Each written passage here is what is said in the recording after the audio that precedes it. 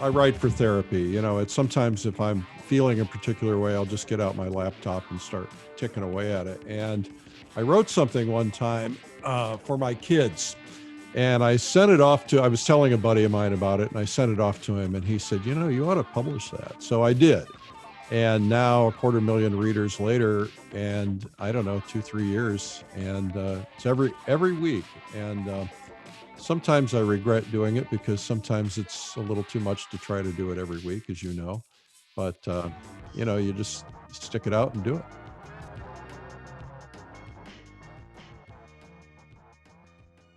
So, are you still in Tucson? Where are you?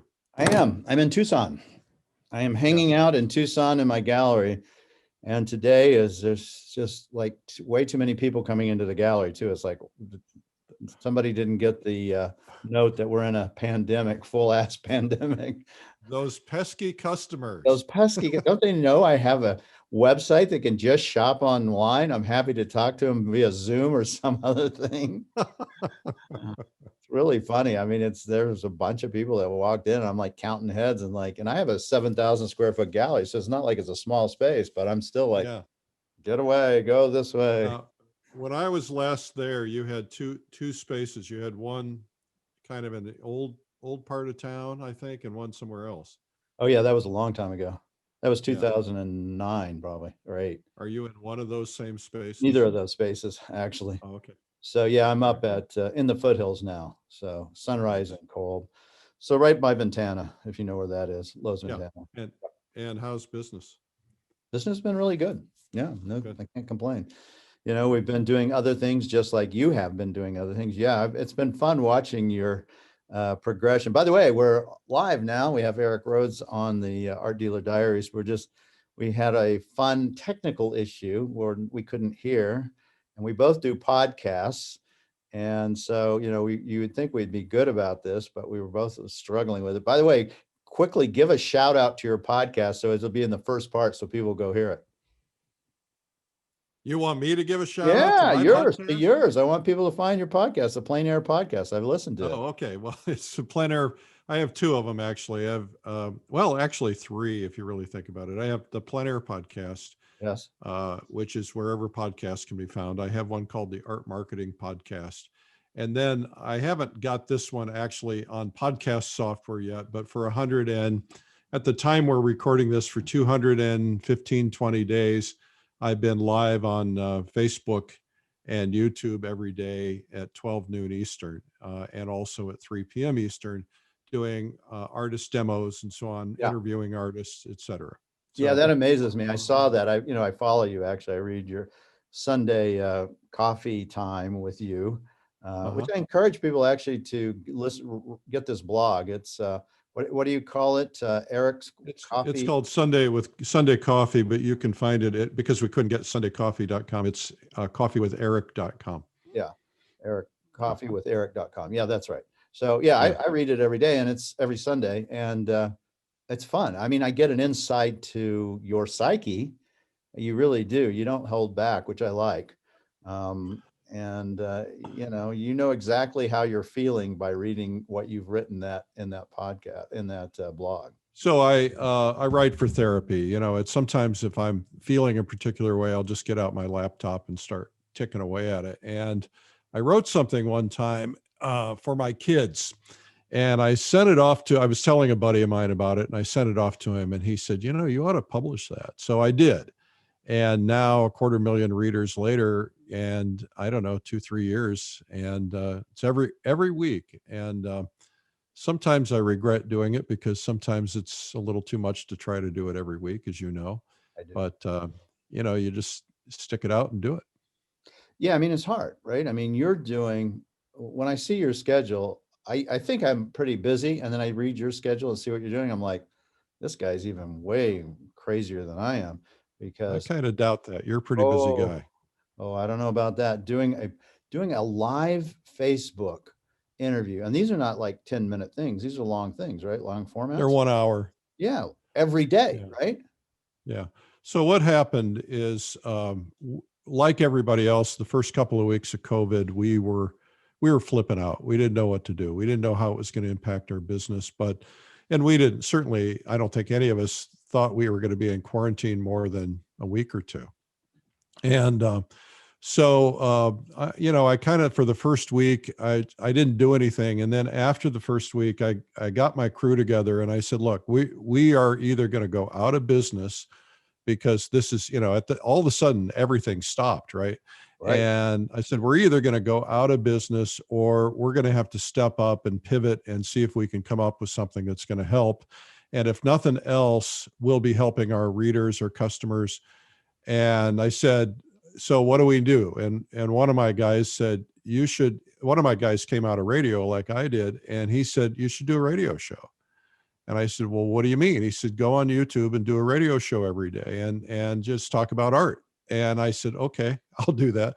So I said, you guys are going to have to step it up because there's a lot more editing and everything else involved. So they did. And for 7 months straight, 7 days a week, we did it. And we're doing 2 broadcasts a day. So for 200 and I don't know how many we're at now, but for every day at 3 p.m., we edited we have about 600 videos that we produced, a library of art instruction videos.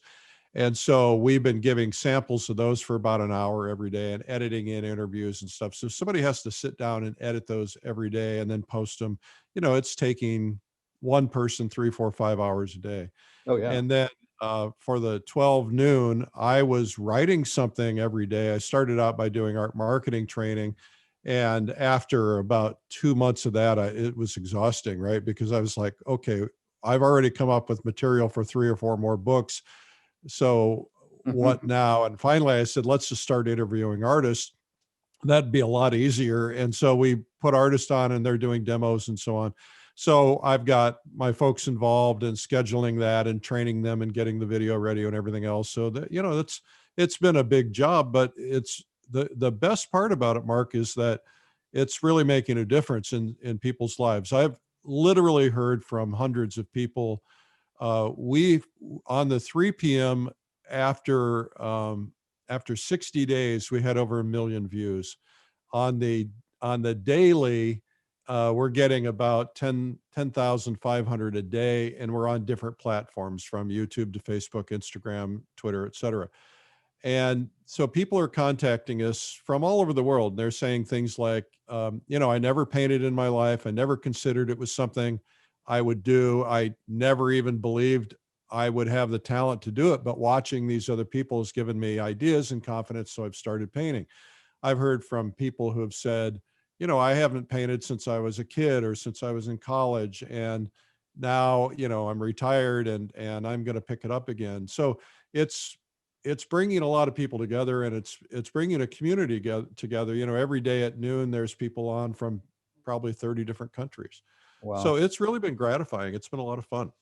And it's always done on Facebook. Is it Facebook Live, basically? Well, I use a platform that feeds me out on several platforms at one time. So I'm on multiple Facebook pages. I'm on Twitter. I'm on YouTube simultaneously. We also feed it into, I can't go live on Instagram using this software. So as soon as I start, one of my people shares it and puts it on Instagram. So we're on a lot of different platforms. And what's the name of the program? What are you calling it? We don't have a name. You might want a name. I guess it's Eric Rhoads Live. We never really, it just was kind of showing up. And it's really hack. We didn't build a set for it or studio. I do it here in my art studio when I'm here. When I'm at my summer place, I do it up there in my office and studio up there. So it's just, if I'm traveling, it might be in a hotel room. And how long can you keep it up? That's the question. I mean, that's one a day, an hour a day, plus you do your podcast and the other podcasts. Yeah. Well, the weekly podcast is only, it only takes a couple hours, a week, but that seems a lot to me. I having to do one every week too. Well, it is a lot. Yeah. It is a lot. I think though that what it does is it shows your commitment to people, because I don't think people realize what it takes to produce something like that, because not only you're producing, you're having to get guests, you're having to schedule them, you're having Yeah. to figure out what you're going to talk about. And, it's a pretty big job. And I figured that if I showed up every day, it would help people and it would do other things. So we have all these artists that we've done videos with, and as you know, a lot of artists were freaking out about what's going to happen with COVID. Galleries were freaking out. Nobody knew. And so we thought, okay, we might be out of business. So if we do these samples every day, we offer discounts on them every day. We never have discounted we've been like Nordstrom's, right? We do discount once a year. And so every day we've been putting things out there and a discount once a day. And it's really helped. And then the other thing that we ended up doing is, we do live events like the Plein Air Convention, and we do Right. one called the Figurative Art Convention. We do artist retreats. We haven't been able to do any of that stuff this year. Right.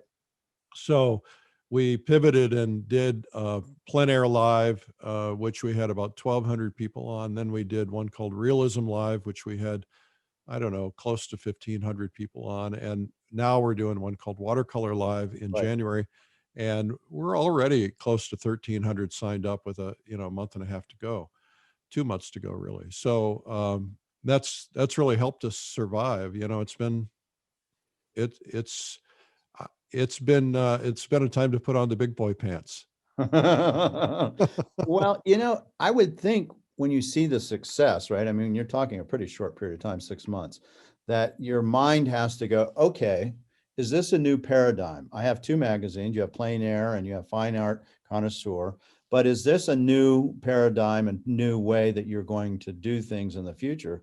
I mean, you do these big gatherings and symposiums, and I understand art is probably best seen in person, but at the same time, you're clearly having success. So, I mean, as a business person and an entrepreneur who's had many businesses, I would think that you have to be thinking, well, maybe this is a real pivot that I've got to continue. Yeah, well, absolutely. We're thinking that we are already planning future events. We have decided we're also, or at least probably also going to continue to do our live events, but offer a streaming option for people who can't attend. So that's going to be a pivot. We have invented some new businesses that are products and services that we've kind of discovered through all of this that we're getting ready to launch. And we of course don't know what this looks like post COVID. Once, Right. if assuming things get back to normal, we don't know. Right now, everybody's like, let's stay home, let's not get on airplanes, but we don't know if that's going to continue. I heard some information yesterday that they believe that international flights are going to double or triple in price because businesses that would normally send their people over on business class or coach have always supported those lower price tickets, and those businesses aren't sending people out, and they're predicting that they're not going to send them out anymore. And I know in my own particular case, I spent 40 trips on the road last year, 40 weeks of trips. Mm. And now I wasn't out all week, every week, but I'd fly out once or twice a week sometimes. And I'm now being home with my kids and kind of reconnecting. It's like, I don't think I want to do that anymore. Yeah. And so I think a lot of people are kind of reimagining their lives and yeah, and their homes and everything else. I mean, they're buying paintings like crazy right now because they've been looking at their walls for months, and it's like, we need to paint them, we need to remodel, we need some new paintings. And so I think everybody's kind of reinventing. So we don't know what it's going to look like, but we're assuming that the virtual will be able to continue, and we hope the live will eventually be able to come back, and then we'll have hopefully both things. Yeah, I think that's exactly right. I think the things that have happened have shown, for those of us who have really embraced and said, okay, we've got to go along with this and see what can do and pivot and do things. Right. Those things are going to stick with your business, which means it'll stick with your clients. Like we started an online auction, and we started an online magazine just to provide more content and things. just for our gallery. And that's been a big help. Takes a lot more effort, but I don't see those going away once, pandemic, ends. I look at this and everything that has been a disaster in my life, and there have been many, has turned out to be better on the other end, right? And I think that there's some stuff that I've been trying to get my team to do, and it's like, Eric, we don't have time, or we need more people, and but when it got to the point where we had to lay off 10% of our staff and we cut our salaries by 10% in the beginning of all this, all of a sudden everybody's like, look, we'll do whatever we can, to be able to stick around. And so we were able to get things done that we probably wouldn't have gotten done for 2 or 3 or 4 years, maybe longer. Hmm. And because we're all paying more attention, and we just have to step up and do what we have to do. We've been fortunate. We were able to bring we haven't been able to bring all the employees back, but we've been able to bring most back, and we brought everybody back to their full salaries already. So, and by the end of Christmas, we'll have paid them back all the reduction that they took. So we feel like we're pretty blessed to be able to do that. If you don't take care of your people, then Yeah, you they're really don't everything. have. Yeah, they're Yeah. everything. And on your magazines, have you found that the advertisers are still sticking and doing it, as far as artists and galleries? Have you seen a reduction in that much? Yes and no. When it first hit, we saw about 50% cancellations, Wow. and people were freaking out. And then Ann Brown, who Yep. got really creative and figured out a way to dramatically increase our circulation, and went out there, and we ended up having our biggest advertising issue in the history of 15 years of Fine Art Connoisseur. We had our biggest issue ever, and we had our largest distribution ever, which I think got up to about 400,000. So, I mean, Wow. it was massive. Now, we did it digitally, and we can't guarantee everyone opened it, but it really made a big difference. So, our business overall is, okay now. I mean, knock wood, it could change at any second. Yes, I know, I know, right? I mean, Right. there's all things that go around in the world, but one of the things that you've been in business for 40 plus years, and I've been in business 30 plus years, that you recognize that these are cycles and you can get through them, but they're scary as hell when they hit. They Yeah, just they are. terrifying.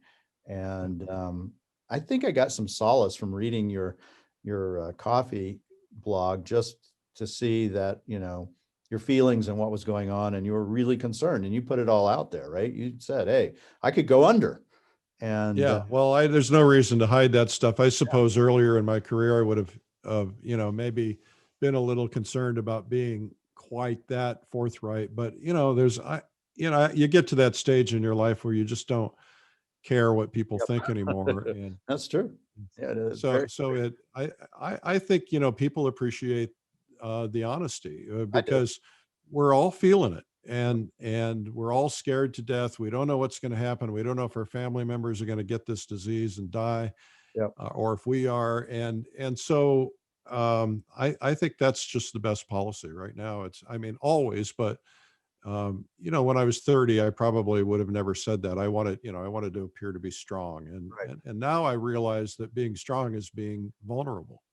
Well, let's get back to that 30. Let's actually go even further back. I'd like to kind of hear your backstory, because it is an interesting one, and you're a leader in our field, right? So, in more than one ways, not only 2 magazines and all the different videos and the streaming and, the streamlined publishing, which you started in 1986, but you're also a painter. And I kind of want to see how that developed, how you got there. So where did you grow up?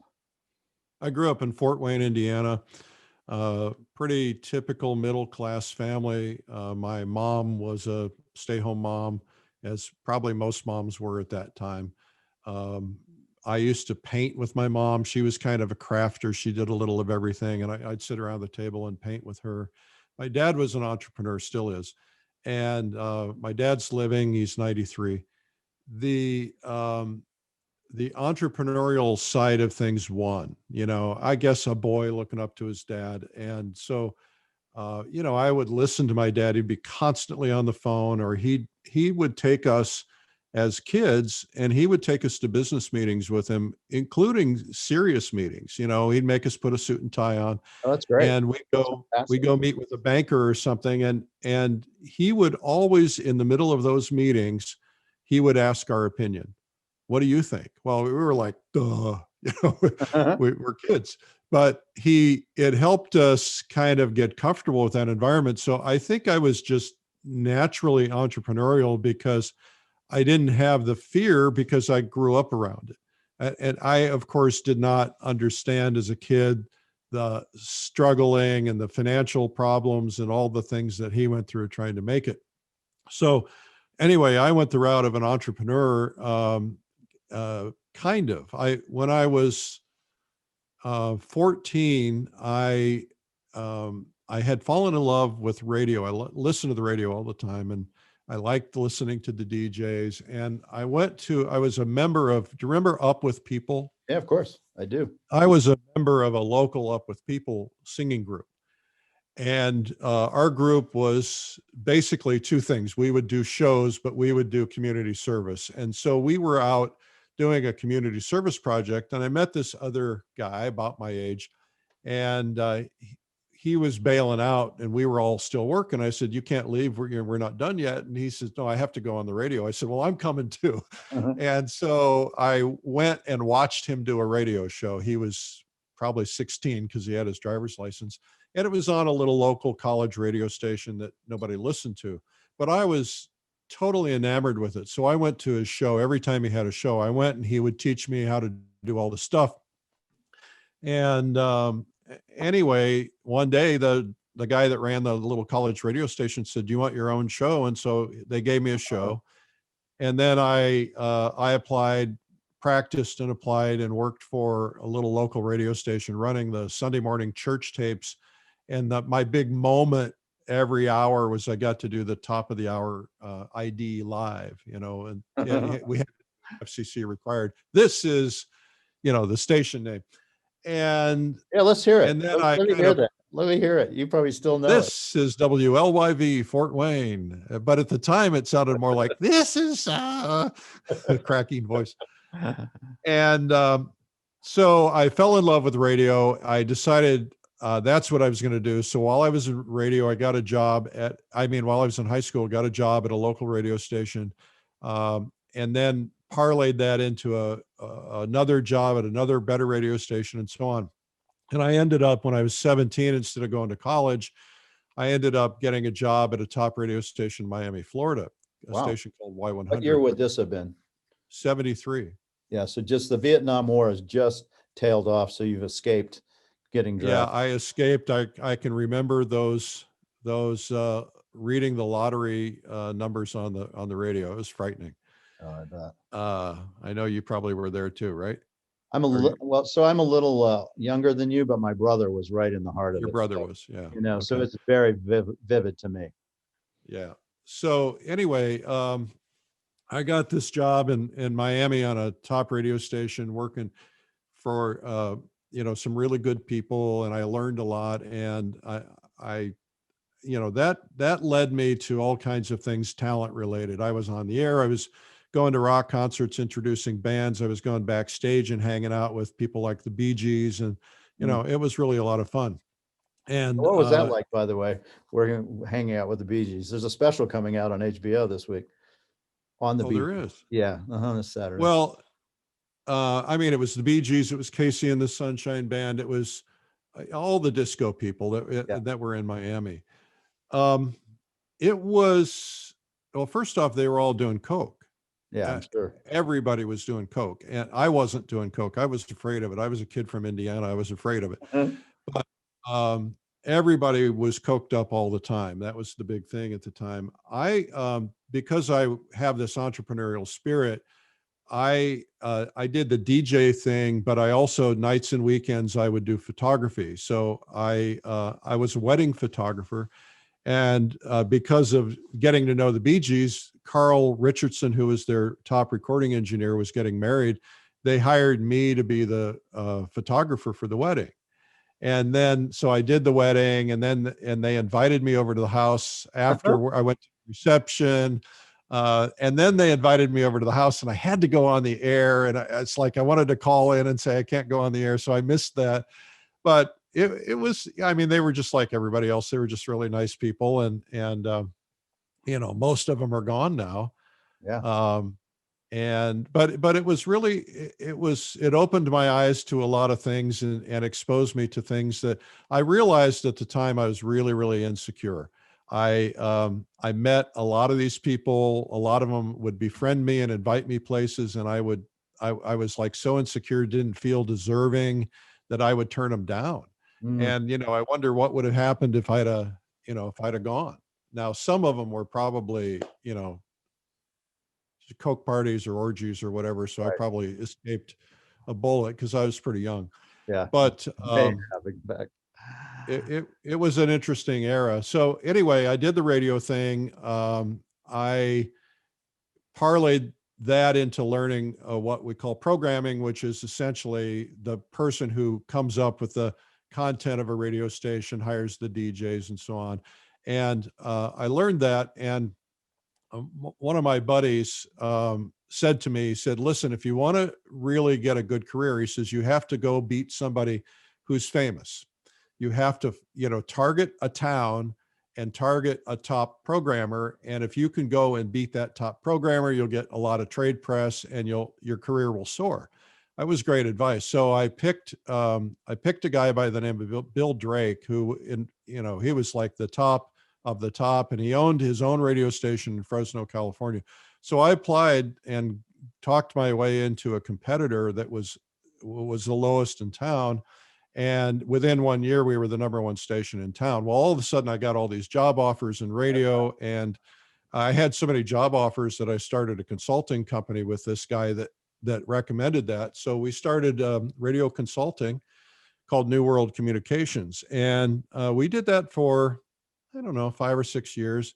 Then we kind of drifted apart as partners. We had kind of a disagreement about where we wanted to live and what we wanted to do. So I was out visiting one of our radio stations. We had taken a small radio station in Provo, Utah, a little AM station. And we normally would take top signals in town and turn them around and make them number one in their market. And we took this small station because they had a new FM they were going to put on the air. And so we thought we'd get a foot in the door. So I was out there on a consulting visit one time, and the owner sat down with me, and he said, I said, are we ever going to get that FM station? He says, no, and we're going to discontinue our contract with you. And I said, why? We made you number one. And he said, well, we're going to put the station up for sale. And he said, I don't think we can make that station as successful as you say. And I said, I'm so confident that we'll do it that I'll buy it from you. Now, I was totally bluffing. He said, okay. And I said, well, how much? He said, I don't remember what it was, $1.6 million. And I was like thinking to myself, how can I ever do that? I said, okay, shook his hand, started working on a contract. And then I started trying to figure out how to do that. And I ended up with that station at right about the same time, maybe a year before that. I applied for a license for a radio station in New Orleans. And I had, my dad clipped out an ad from the Wall Street Journal, and it said, you can own your own radio station. And so he gave that to me. I called the guy, and he said, yeah, here's the deal. You pay me $30,000. I will teach you how to find a radio station frequency that's still available. And he said, you pay me 10 up front, and I'll train you. And then you pay me 10 when you get the license. And then you pay me 10 when you get it on the air. So I said, okay. And again, I didn't have the money. I just had the guts. And so he gives us this station in a little town in Plaquemines Parish, outside of New Orleans. And we get down there, and it was really an interesting experience. At the time, the Federal Communications Commission required that you had to do what they call ascertainment. You had to go around and talk to the people in the community and really find out what the problems are in the community so you can tell the FCC how you're going to solve those problems.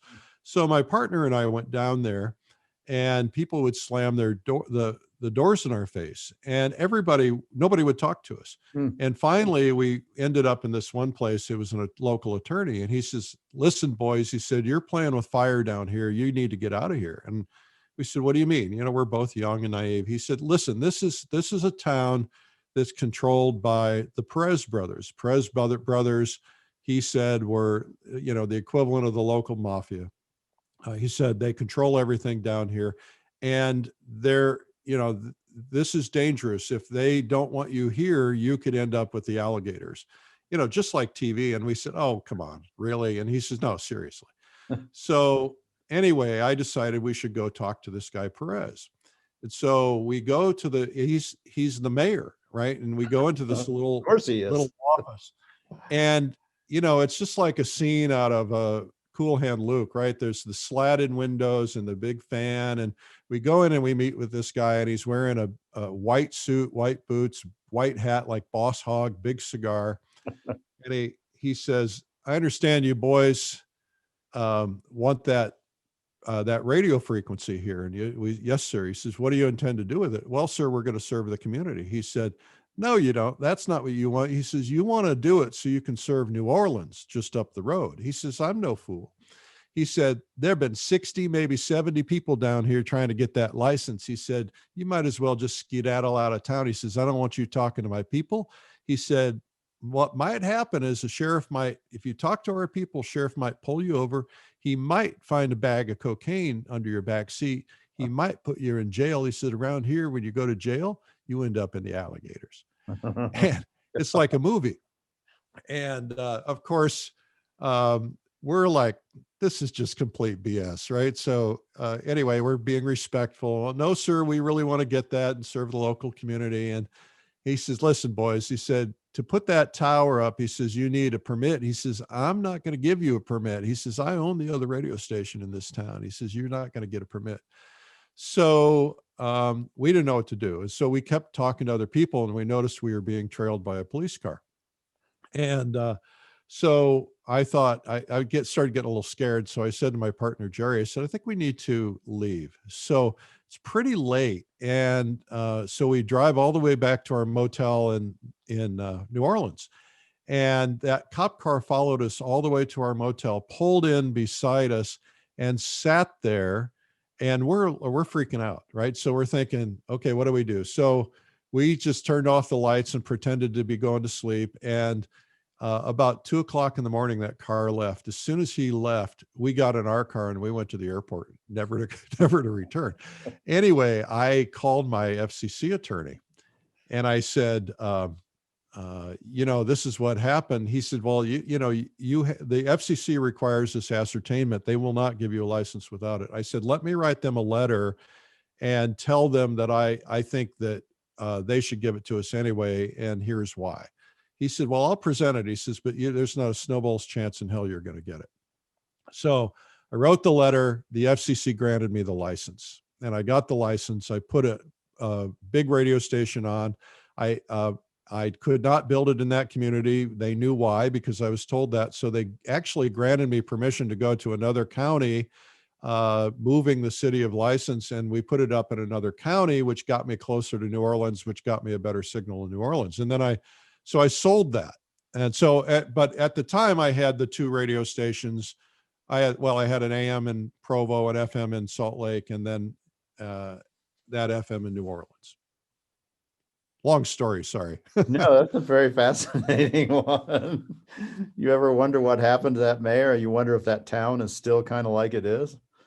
Well, 60 Minutes did an expose on those two brothers, and they both went to prison. Ah. So I would imagine the town is in its own way is probably still going through the same kind of things. Yeah, that's amazing. Now, when you were in Provo and you had that was the AM station, did you ever go visit Maynard Dixon's paintings, or did you even realize they were all there at that time? No, I didn't. I didn't paint at the time. I knew nothing about art at the time. I had no interest. I was doing photography. So no, I didn't know that. No. And you kept doing photography all the time that you're building these radio stations and buying them. You're still doing photography on just for yourself. Yeah, I've always done photography. My dad put a camera in my hands when I was 3, and I always did photography. I traveled the world, to get the great shot. And one day I remember a moment. I had traveled to Germany, and I was standing out overlooking this beautiful panoramic view, and I had this special panoramic camera, Mm-hmm. all film at the time. And I had my photography in an art gallery in Seattle, but that's all I knew about art. I mean, just that art gallery, and I never even had visited it. And so I remember flying there and standing there. I took the shot, and then I got back in the car and left. I was there for maybe 3 minutes, and then I put the brakes on in the car, and I got out again, and I thought, here I am. I flew all the way over here to get a shot like this, and I'm spending 2 minutes just get the shot and move on. And so I just sat down and just stared at it. And then I kind of said to myself, I need to just take my time when I'm doing my photography now. I need to bring a picnic, or I need to enjoy this. Mm-hmm. Life's too short just to be going in, getting the shot, and leaving. What I didn't realize is that was kind of a precursor to painting. And how old were you then at that point in time?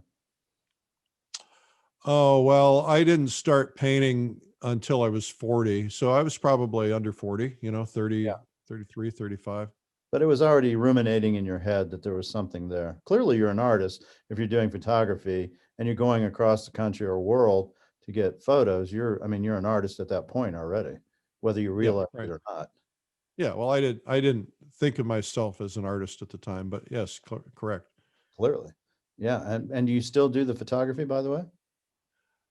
Not as seriously. If I did just buy a new camera, and I am, we bring art collectors to Europe every year, not this year.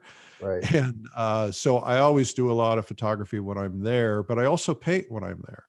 So I do a little bit more, but I don't, I used to do big prints, and I don't do prints anymore. I just do them because I enjoy the process, and I enjoy, studying the light and understanding the landscape and so on. And And I'm a better photographer now because of painting, and I think I was a better painter ultimately because of photography. oh, absolutely. Yeah, I do photography, and I've had a lot of my artists are telling me, "Oh, you should paint because you have the composition." I'm like, "No, I don't have the 10,000 hours." So I'm going to sell art. I'm not going to paint because I don't want to work 10,000 hours to be a mediocre painter at this point in my life. Well, Um, and that's where I am too. I had to make a decision. Do I do, because I really love what I do. I I know. I love can tell. painting, Yeah, I've but listened to the podcast and I can hear it. yeah, so I love trying to help artists learn how to sell their paintings. I love, helping artists learn to paint. And so I had to make a conscious decision because I struggle with painting, and I've gotten a lot better, but as I mean, you've seen it happen 1,000 times. You get that artist who starts out here, and then they quit their job and they go full time, and they just kind of keep going like this, and all of a sudden they go like this, right? Yeah. And it's that putting that 8 hours a day, 7 days a week for a couple of years that really makes you kind of get to the next level, and of course you keep going up from there. So I wanted to get to a level of proficiency. I wanted to be in art galleries because I wanted to know what the experience was like, so I could teach it to others. And so I've been in well, 3 or 4 art galleries now. I'm in 3 right now, but I certainly am not at the level I know I could be if I would put the time in. And I put a lot of time into painting. I'm out here in the studio after work. I've been working in my studio because I've been doing the broadcasts. I have an office on the property, but because my computer's in here for the broadcast, Mhm. I've been on, doing meetings and Zoom calls and stuff in here. But if it's a phone call, I'm over there at the easel working on a painting while the Yeah. call's going on. So it's been kind of fun. Uh, so I about 3, 4 years ago, I was really frustrated with my work, and I felt like I wasn't making any progress. And the typical thing is you get these hollow compliments from people, oh, pretty colors or interesting, Yeah. and but nobody ever was like, wow, that's really a nice painting. Yeah. And so I thought, what do I really want to do in painting? And I thought, well, there's two things I really want to master, because I have a life group that used to come to my studio every Wednesday night, and we'd paint from a model. I've done that for 10 years, but I wasn't getting any better. Life group makes you better, but I needed some good solid instruction. So I said, okay, I want to pick two instructors, and I'm willing to spend some real money to get them to give me their time. And because I can't put in the time, but at least if I get somebody to really work with me. So I picked Joe McGurl and I picked Josh LaRock. And so I spent a solid week with McGurl, and I saw a 20-30% increase in that solid week. Wow. And I committed at that particular time. I said, look, I'm not going to chase other styles or other directions or other palettes. The problem I have, because we produce all these videos and I'm often at the shoots or interacting with the painters, everybody's got a new idea or a different color and a different brush. Right. And I would find myself changing everything every time somebody came in. So I finally said, I've got to stabilize. I can't keep adding colors. And, Right. and once I stabilized and I just practiced that for about a year, all of a sudden those unsolicited compliments would come, like, who painted that? No, really, you did? No, who painted it really? That kind of thing.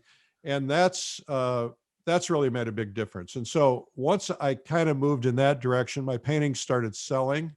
And so anyway, I don't have time to produce a lot. So, each of my galleries will get 2 or 3 a year if they're lucky, Yeah. but it's fun for me and it's a good experience. And so let me ask you, what was that epiphany when you're 40 that you go, I really want to pick up a paintbrush and I want to paint? I was bored. I think 40 is a scary number when you're 30, Yeah. and Yeah. now it looks pretty good. But I was, I was going to work every day. I was running my business, and I was kind of repeating the same day. It was Groundhog Day every day. And so my wife was, she was at the hairdresser or something. I dropped her off, and I had to pick her up in an hour or something. And so there was an art store next door. This is in West Palm Beach. And I wandered into it. It was Jerry's Artorama. And I just started looking around. I hadn't been in an art store since maybe ever. I don't know, when I was a kid or something. And so I just started buying stuff. I bought a bunch of colors, acrylic and brushes and an easel. And I probably spent 200 or 300 bucks. And so I went home and I got some photographs and I started painting and trying to paint from the photographs. And I got real frustrated real fast because my Yeah. paint was Sure. clumpy. I didn't know how to use it. And and I couldn't get what was in my brain out onto the paper or the canvas. And so I worked on it for about 3 weeks, and I said, this is nonsense. I just don't have the talent. I can't do this. And so I boxed it all up. I threw it in the basement. And my wife, thankfully, was paying attention. And so for my birthday, she bought me an art lesson at the Armory Arts Center in West Palm Beach. And I go to this lesson, and the guy is an abstract painter. I didn't know that at the time. And I go in there and he's like, he's not doing any teaching. He's just saying, just express yourself, throw the paint on canvas. And I tried it and I just couldn't get my head into it. And I said to him, I did a couple classes, and I said to him, I'd like to learn how to paint something that's real. And I didn't even know what the terms were at the time. I said, like a bottle or a flower or something that's real. He says, oh, nobody does that anymore. And he said, he says, you'll never make it if you do that stuff. And I said, well, but I'm not trying to make a living. I just want to do it. And he says, no, you can't learn that here. He said, nobody, you can't learn it anywhere. Nobody teaches it anymore. So I left the class. I took my painting home and was discouraged. And I had a meeting in Miami, and which is about an hour and a half away. And I went down to this meeting to meet this guy, and then he said goodbye. And um, he dropped me at my car. Well, what I didn't realize, and this is kind of pre-cell phone, What I didn't realize is that my keys had fallen out of my pocket in the seat of his car. I had no way to reach him. Oh, God. And I was an hour and a half away. So I didn't think to call a locksmith. So I called a cab, and cab driver was an artist. And I told him all my history and my story about art and my frustration. And he said, well, there's a guy in West Palm Beach by the name of Jack Jackson. He said, he's in the lineage of Jerome. I said, what's that mean? He said, well, one painter studies under another who studies under another. And he said, he's the real deal. He studied in Florence. He studied with Ives Gammel. He studied with Frank Riley. He's the real deal. I didn't know these names, of course. And so he gave me the guy's number, and I waited a year because I was so intimidated. And then I went in one Saturday morning, and I sat in the car, and I was like, should I go in or should I not go in? And I get out of the car, and then I get back in the car because I was still pretty insecure, and especially about that. And so I finally went in, and my hands were sweating, and I walked in, and I vividly can remember that moment. I looked around at all the artists who were there, which were mostly, 50 plus women. Right. And they were doing copies of old masters. And I looked around and I thought, I can't do this. So I just turned around and I walked out. Thankfully, he happened to see me out of the corner of his eye, and he called me back in and said, can I help you? And I told him the story, and he said, look, I can teach you this. He said, I have a system. He said, anybody can learn to paint. You don't have to have any talent. He said, you just have to learn the process. He said, if you give me 18 months, I'll have you doing work like those people up there who have been painting for a couple of years. So I went in every Saturday, and I took Wednesday afternoons off, and I went in every Wednesday, and I studied with him for a few years. And that was the life-changing moment. The epiphany moment for me was I had gone on a business trip to San Francisco, and I started going on business trips. I started going to art museums, which I never would have done before because I didn't really understand it. I didn't know anything about it. And we had been copying Bouguereau, and I walked in and I stood in front of a Bouguereau painting, and I wept. I literally cried. And the reason I wept is because I looked at, I could see the veins under the arms, and I could see the hairs on the arms, and I could see the softness of the material. And I realized after doing that for a couple of years, I realized what that man had to go through to be able to learn that, because it didn't come easy. And so at that moment in time, I made a decision that I'm going to dedicate my life to art.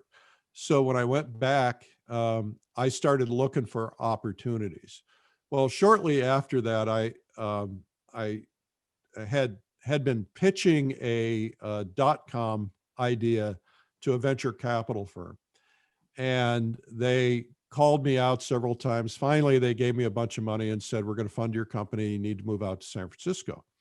So I moved out there, got the company started, and then my wife got pregnant with triplets, and I was painting in the back bedroom, and she said, "You got to get the smell of the paint out of the house. I can't stand it." So I went into the garage, and she said, "Still not good enough."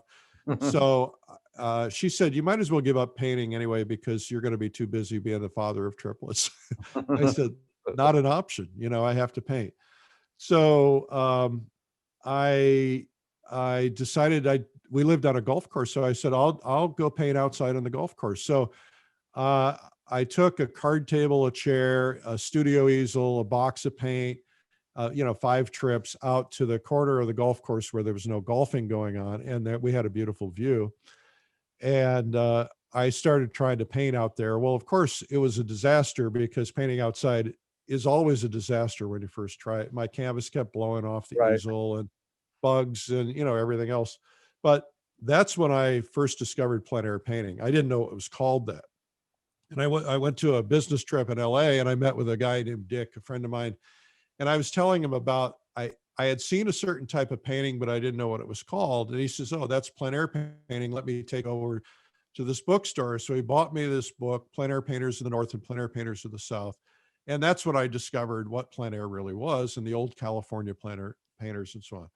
So I started trying to find somebody to teach me. Again, the internet is just kind of really early on. The web is really early on. And even though I'm in the internet business, I was not finding, you know, workshops or anything else. Finally, I discovered one that Plein Air Painters of America were doing.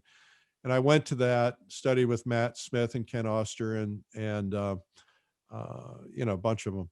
So when I started seeing people at these events, I thought, I think there may be a movement here. So I thought, I'm in the magazine business anyway. I was doing the .com, I was still doing the magazine. And so I said I called my people up and I said, we're going to start a magazine called Plein Air. And they said, what? What's that? And so we started it. We operated it for 2 years and it was a miserable failure. We had a lot of subscribers, but we couldn't get any advertisers because the advertisers at the time, and you probably were one of the people I talked to, I don't know, but the advertisers I advertised. were like, we don't carry plein air paintings. We carry finished studio paintings or, you know, and the vendors would say, well, nobody paints plein air. We're not going to ever sell any paint. And I said, this is going to be a huge movement. And, you know, nobody would believe me. Was this And like I don't know 204? if it was, Was this kind of 204 timeframe? yeah. So I don't know if the movement was happening or if we stimulated it. I really don't know. But Both, anyway, maybe. And so I had to close down Plein Air Magazine, and I thought I can't just let go. So we switched it to Fine Art Connoisseur, and because we thought, well, maybe we won't have the same argument. Well, then there were different arguments, of course, but anyway, that's been a long time. And then after about 2 or 3 years, I said, you know, we've got to bring back Plein Air, and so we did. This time there were more people, more subscribers, more advertisers, and so both of them have, you know, been going strong since then. I mean, we've had our rocky times, but do you think that that's how it all happened. When you brought it back, Plein Air, do you think it's because people understood better what that meant and what, you know, because there's all these, you know, movements out there, lots of people painting plein air. It's just a bigger thing. People know what it is. Do you think that's it? Or was it actually the business model was changed? You did something with the magazine that changed it? Well, I think it was a little bit of both. There was definitely, you know, there were not really any plein air events going on at the time, maybe 3 or 4. And, you know, there started a few events as we were about ready to wind down. When we relaunched it, I remember having a discussion with my team, a small team. And I said, first off, my bookkeeper said, don't do it. This is going to bankrupt you. You know, it's expensive to do this. And I said, no, it'll work. And this time. And so she, you know, she was like, nah, I recommend against it. Anyway, everybody was kind of against me on it. But I said, this time we're going to launch a convention. And what I didn't realize is that it's really hard to make a living with a magazine by itself. Now, I should know that because I'm in the magazine business, but our other magazine, the radio magazine, had a conference with it. And the conference is what really brought us our cash flow. So, because advertising and subscribers are tough. And so it was launching the convention and getting people together, kind of like a Thanksgiving for artists, that I think made the big difference. And then bringing in artists so that they could learn and grow. And so that thing started out at, I think it was 300 or 400 people. And, you know, it's up to, the last one was 1,000 people. And This is so the Plein Air Plein Air Convention. Yeah. And you're gonna have one in Aurora, Colorado in this year in May. Is that gonna happen? It's basically Denver. Yeah. Yes, in May, assuming we're allowed. Right. And so, I mean, it seems like that would be one that you should be able to do, right? I mean, it's outdoors. Well, not all of it is. I mean, we have 5 stages of training indoors. And so if the hotel is required to do social distancing, then we might have to limit it to 500 people. But we just don't know. I mean, May is in COVID time. I mean, it's just completely unpredictable. Yeah, there's no way to know.